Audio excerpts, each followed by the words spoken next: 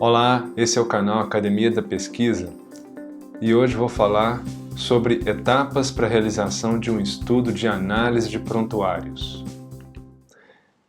Vou falar nesse vídeo sobre 3 etapas. Primeiro, a definição da questão e do objetivo. Então, o primeiro passo para fazer um estudo de análise de prontuário é definir quais as questões que você quer responder e os objetivos normalmente são as respostas para essas questões. Como você vai fazer para responder essas questões? Vou falar de alguns detalhes do projeto e de algumas considerações éticas. Quais são os objetivos de um estudo retrospectivo? Por que fazer um estudo de análise de prontuários? Você pode fazer um estudo somente para descrever os casos.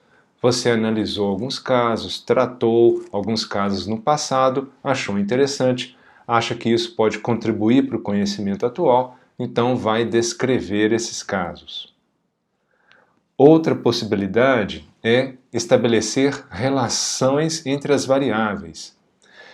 Não é possível estabelecer relações de causa num estudo retrospectivo, mas você pode sim estabelecer correlações entre as variáveis a partir do estudo de casos já tratados. E outro objetivo, outra possibilidade muito comum é comparar grupos. Você analisou vários pacientes no passado, vai comparar 2 ou mais grupos de tratamento ou de alguma intervenção. Alguns detalhes do projeto detalhado que você deve escrever para enviar para apreciação ética. Sobre um estudo de análise de prontuários, você deve descrever bem quais as variáveis serão coletadas. Então veja bem, você vai analisar dados de prontuários, expor esses dados à exposição, então você deve definir muito bem no seu projeto quais variáveis serão coletadas e qual o tipo de estudo, o desenho do estudo ou o delineamento do estudo. Quais são os tipos de estudo, então, possíveis num estudo de análise de prontuários? Você pode fazer um estudo caso-controle.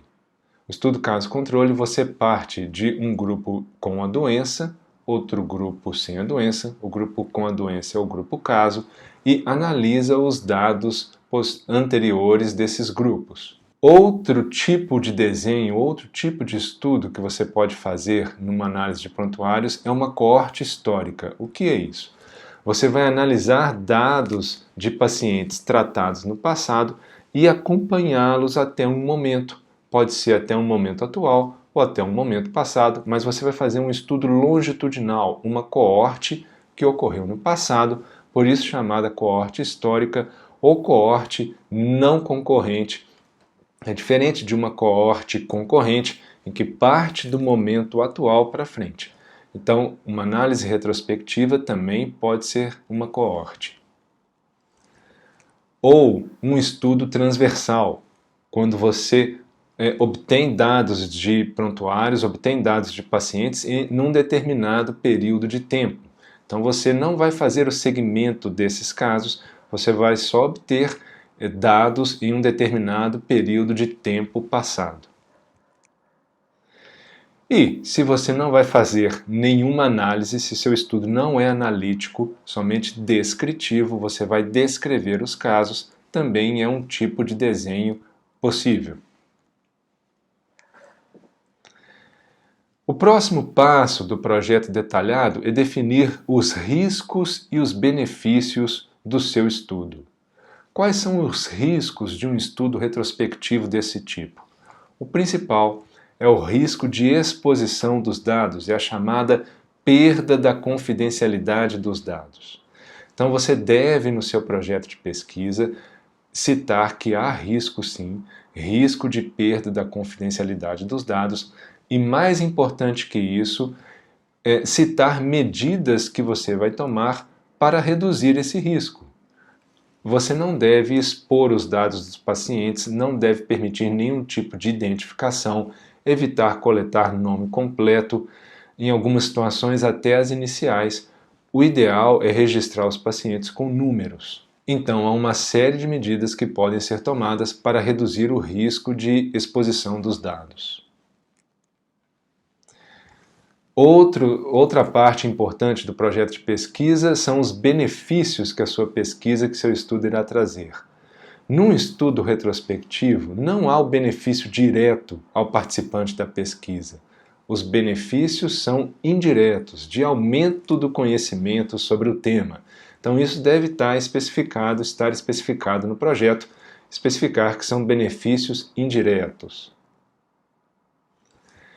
Uma outra parte que tem sido muito cobrada atualmente nos comitês de ética é a avaliação do tamanho da amostra, ou seja, quantos prontuários você vai analisar, quantos prontuários você vai expor ao risco de exposição dos dados.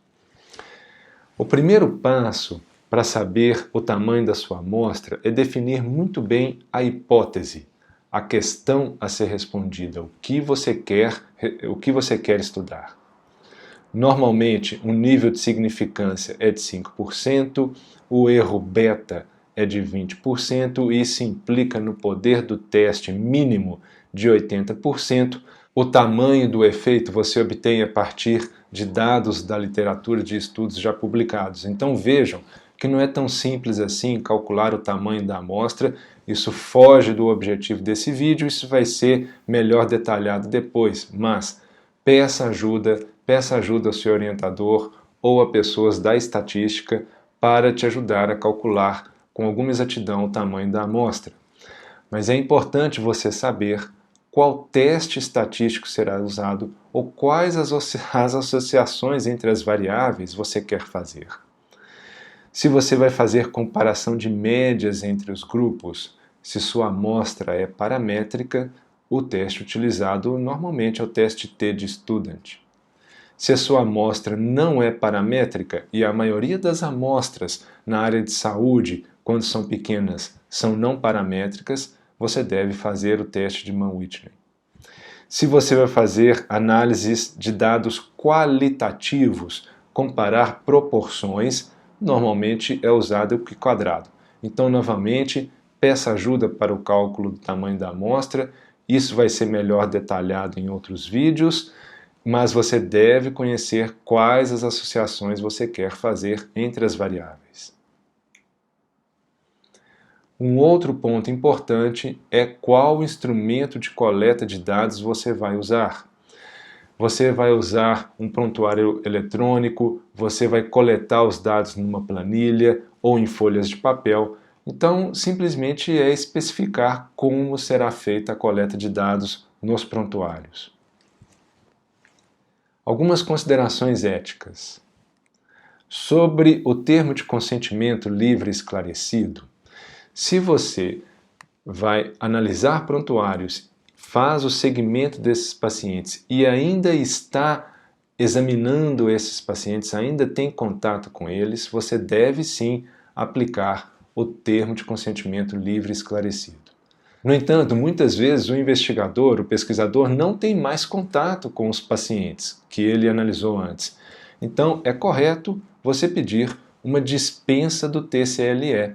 E nesse termo você vai explicar que não tem mais contato com esses participantes. De qualquer maneira, tanto no TCLE quanto no termo de dispensa, você deve assegurar que os dados serão coletados somente a aprovação ética, há um compromisso com a confidencialidade dos dados e quais as medidas para manter essa confidencialidade. Um outro ponto importante a ser considerado é a autorização da instituição para coleta de dados. Se você vai analisar dados de prontuários de um hospital ou de uma universidade, você deve obter a autorização desta instituição para que você tenha acesso aos dados. Então, um sumário de tudo o que foi dito sobre o estudo de análise de prontuários. Primeiro, defina muito bem a questão a ser respondida e o objetivo do seu estudo. Isso vai te ajudar a fazer um projeto mais específico.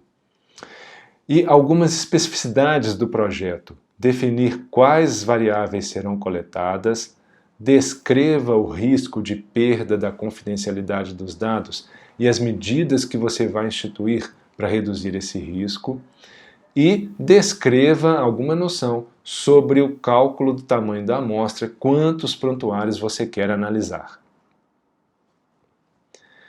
Algumas considerações éticas: se você não tem mais acesso aos pacientes, peça uma dispensa do termo de consentimento e não se esqueça da autorização da sua instituição. Esse foi mais um vídeo do canal Academia da Pesquisa. Se você gostou, curta o vídeo e compartilhe, e deixe suas dúvidas nos comentários que eu respondo.